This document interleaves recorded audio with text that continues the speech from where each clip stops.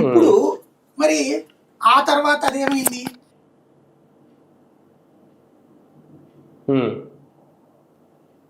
దాంతో పాటుగా మరికొన్ని విచిత్రాలు జరిగినాయి. ఆ మధ్యన ఏదో ఎలక్షన్స్ ముందు ఒక షిప్ ఏంటది చేపల మేత సంబంధించినటువంటి ఆహారాన్ని తీసుకొస్తున్న షిప్. అది చేపల మేతకు తీసుకొచ్చేటటువంటి షిప్లో సిబిఐ రైడ్ చేసి అందులో డ్రగ్స్ ఉన్నాయని చెప్పింది. అవునవును అది జగన్దే, ఇదిగో చూసారా డ్రగ్స్ రాజధానిగా చేసేసాడని వీళ్ళు ప్రచారం చేశారు.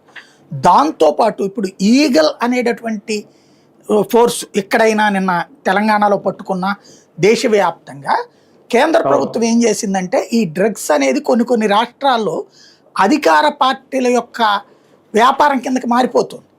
అందుకని దీని నియంత్రణకు ఒక ప్రత్యేక విభాగాన్ని ఏర్పాటు చేయమని రాష్ట్ర ప్రభుత్వాలను ఆదేశిస్తూ దాని మానిటరింగ్ కేంద్ర ప్రభుత్వం చేస్తుంది. ఈజీగా అర్థమయ్యే భాషలో చెప్పండి, ఇదివరకు నక్సలైట్లది లోకల్ పోలీసులు చూసుకునేవాళ్ళు.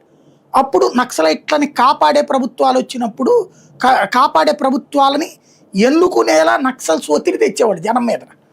వాళ్ళ గిరిజన ప్రాంతాలను పల్లె ప్రాంతాల్లోనూ ప్రజలకి బెదిరించినో బతిమాలినో వాళ్ళకు అనుకూల అంటే నక్సలైట్ల అనుకూల ప్రభుత్వాలను ఎన్నుకునేలా చేసుకునేవాళ్ళు. ఛత్తీస్గఢ్లోనైనా ఒరిస్సాలోనైనా అలాగ చేసే దానివల్ల నక్సలిజం పెరిగిపోయింది దేశవ్యాప్తంగా. దానికి